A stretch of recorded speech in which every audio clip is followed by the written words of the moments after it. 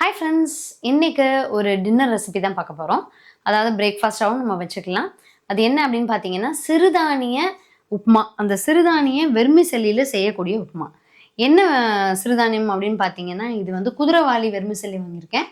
நிறைய பிராண்ட் வந்து நமக்கு பெரிய சூப்பர் மார்க்கெட்ஸில் அவைலபிளாக இருக்குது. அதில் ஒரு வகையில் தான் நான் இன்றைக்கி வந்து குதிரைவாலி வெர்மிசெல்லி அதில் ஒரு பேக்கெட் அளவுக்கு இதில் உடச்சி போட்டு வச்சுருக்கேன். அதுக்கு தேவையான அளவுக்கு காய்கறிகள், நல்ல ஹெல்த்தியான ஒரு ரெசிபி இது.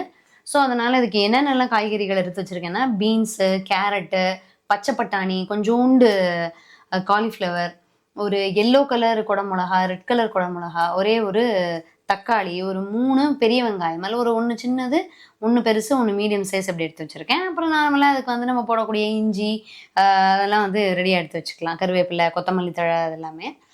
இப்போ இதில் வந்து 2 வகையாகவும் நம்ம அந்த வெர்மிசெல்லி வந்து வேக வைக்கலாம். ஒன்று என்ன பண்ணலாம் அப்படின்னா, தண்ணி ஊற்றி கொஞ்சம் உப்பு சேர்த்து, கொஞ்சம் மூழ்கிற அளவுக்கு தண்ணி ஊற்றி உப்பு சேர்த்து ஒரு 1 நிமிஷம் 2 நிமிஷம் மட்டும் அதை ஊற வச்சு நம்ம வந்து இட்லி பானையில் வேக வச்சு எடுத்து வச்சுக்கிட்டோம் அப்படின்னா டேஸ்டியாக இருக்கும். இன்னொரு வகை, இல்லை எனக்கு அதுக்கு டைம் எல்லாம் இல்லை, நான் ஈஸியாக செய்யணும் அப்படின்னு விருப்பப்பட்டால் இந்த காய்கறிகள் எல்லாத்தையுமே போட்டு வதக்கி எல்லாம் பண்ணிவிட்டு அதில் கொஞ்சம் தேவையான அளவுக்கு தண்ணியை விட்டு அதில் வந்து இந்த வெர்மிசெல்லியை போட்டு வேக வச்சு எடுத்துடலாம். ஆஸ் யூஷுவல் எப்போதும் போல் அந்த மாதிரி செய்கிறதும் உண்டு. இப்போ நான் வந்து ஃபஸ்ட்டு வகையை தான் செய்ய போகிறேன்.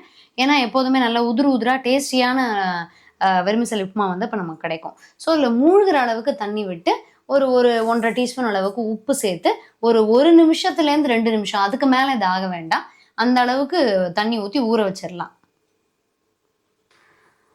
ஏற்கனவே சொன்ன மாதிரி இதில் தண்ணி விட்டு ஒரு நிமிஷம் ஆயிடுச்சு. இப்போ தான் வந்து அடுப்பில் இட்லி பானை வச்சுருக்கேன். இட்லி பானையில் அந்த ஸ்டீமர் பிளேட்டு, இந்த கொழக்கட்டையெல்லாம் வேக வைப்போம் இல்லையா, அது வச்சுருக்கேன். அதில் வந்து இது அப்படியே கையால் அப்படியே எடுத்து தண்ணியை வடிச்சிட்டு அதில் வச்சிடலாம். இது வந்து ஒரு ஹை ஃப்ளேமில் ஒரு 7லேருந்து 8 நிமிஷம் வரைக்கும் வேகட்டும். நல்லா உதிரான வெர்மிசெல்லி கிடச்சிரும். அதுக்குள்ளே நம்ம வந்து இந்த வெங்காயம், காய்கறிகள் இது எல்லாத்தையுமே நறுக்கிடலாம். ஃப்ரெண்ட்ஸ், ஒரு வானலியில் 6-7 டீஸ்பூன் அளவுக்கு நல்லெண்ணெய் விட்டு கடுகு பொரிய விட்டாச்சு. கடுகு பொரிஞ்சதுக்கப்புறமா ஒரு 2-3 டீஸ்பூன் அளவுக்கு உளுத்தம்பருப்பு, கடலைப்பருப்பு 2யும் போட்டுடலாம். நல்லா வந்து செவக்க அது வந்து வறுபடட்டும்.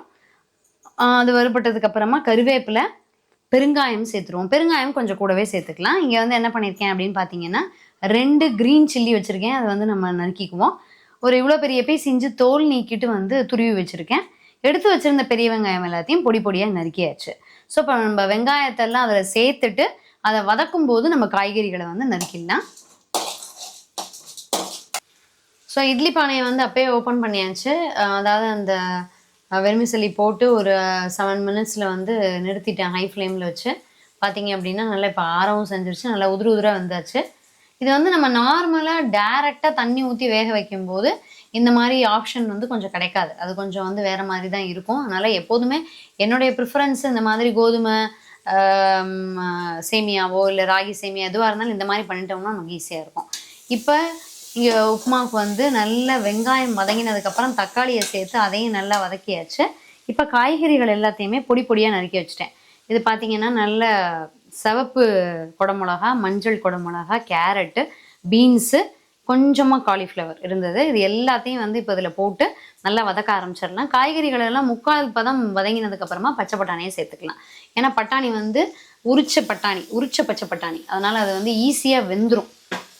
முன்னாடியே சேர்க்காம அப்புறமா கடைசியாக ஒரு 3/4 பதம் இதெல்லாம் வதங்கினதுக்கப்புறமா அதை சேர்த்துக்குவோம். இது கூட மஞ்சள் பொடி, தேவையான அளவுக்கு காய்கறிக்கு தேவையான அளவுக்கு உப்பு, அது எல்லாத்தையும் சேர்த்துக்கலாம். ஒரு சிலருக்கு கரம் மசாலா, பிரியாணி மசாலா அந்த மாதிரி போட்டால் பிடிக்குங்கிறவங்க போட்டுக்கலாம். பட் நான் அதை சேர்க்கலை.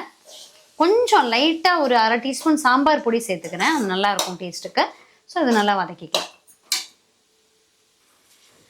காய்கறிகள் எல்லாத்துக்குமே தேவையான அளவுக்கு உப்பு சேர்த்து 2-3 கை மட்டும் தண்ணி தெளித்து அப்பப்போ கிளறி விட்டு கொஞ்சம் லைட்டாக மூடி வச்சு இது எல்லாத்தையுமே வந்து வேக விட்டாச்சு. இப்போ ஃபைனலாக வந்து ஒரு 1/4 கைப்பிடி அளவுக்கு நான் வந்து கொத்தமல்லி தழை வந்து சேர்த்துருக்கேன் அதில். இப்போ இதில் நம்ம இந்த வேக வச்சுருக்கக்கூடிய சேமியாவை சேர்த்துடலாம். ஸோ இதை அப்படியே எடுத்து சேர்த்துட்டு ஒரு 2 கை சேர்த்துட்டு ஒரு கலரிட்டு அதுக்கப்புறமா அடுத்ததை சேர்க்கலாம். அப்போ தான் நல்லா மிக்ஸ் ஆகும், எல்லாத்தையும் ஒட்டுக்கா இல்லாமல் லைட்டாக ஒரு கலரி விட்டுருவோம். அடுத்தது கைப்பிடி சேர்க்கலாம். அப்படியே கொஞ்சம் கொஞ்சமாக எல்லாத்தையும் சேர்த்து எல்லா பக்கமும் அந்த காய்கறிகள் எல்லாமே இருக்கிற மாதிரி கிளறி விட்டுடலாம். தேவைப்பட்டது அப்படின்னா நீங்கள் வந்து ஒரு அரை கை ஒரு கை அளவுக்கு தண்ணி தெளிச்சுக்கலாம். அந்த சேமியா வந்து தனித்தனியாக ஆயிக்கும், வெர்மிசெல்லி வந்து தனித்தனியாக ஆயிக்கும். ஸோ கொஞ்சம் கொஞ்சமாக எல்லாத்தையும் ஆட் பண்ணிட்டு பார்ப்போம். எல்லா வெர்மிசெல்லியையும் சேர்த்தாச்சு. தேவையான அளவுக்கு உப்பு வந்து நம்ம என்னதான் ஊற வைக்கும்போது உப்பு போட்டிருந்தாலும் கொஞ்சம் தேவையாக இருந்தது, நான் அதையும் சேர்த்தாச்சு. நல்ல கலர்ஃபுல்லான, டேஸ்டியான, ஹெல்த்தியான, நல்லா உதிராக இருக்கக்கூடிய சிறுதானிய சேமியா உப்புமா ரொம்ப சத்துள்ளது ரெடி ஆயிடுச்சு. நம்ம இதுன்னு இல்லை, நார்மல் சேமியா, ராகி சேமியா எதில் வேணாலும் இதை ட்ரை பண்ணி பார்க்கலாம். அந்த காய்கறிகள் என்ன வேணாலும் சேர்த்துக்கலாம். கூட இன்னும் கொஞ்சம் முட்டைக்கோஸ் இருந்தாலும் சேர்த்துக்கலாம். ஸோ இது இந்த காய்கறிகள் இதுதான் சேர்க்கணுங்கிறது இல்லை, எதுனாலும் நம்ம வந்து யூஸ் பண்ணிக்கலாம். நீங்களும் இந்த ஹெல்த்தியான உப்புமாவை ட்ரை பண்ணி பாருங்கள். இதுக்கு பெஸ்ட் காம்பினேஷன் என்னை பொறுத்த வரைக்கும் தேங்காய் சட்னி இல்லாட்டி தயிர் பச்சடி ரொம்பவே சூப்பராக இருக்கும். நீங்களும் ட்ரை பண்ணி பார்த்துட்டு எப்படி இருந்ததுன்னு சொல்லுங்கள். இன்னும் ஒரு நல்ல அருமையான ஹெல்த்தியான வீடியோவில் சந்திக்கலாம். தேங்க்யூ.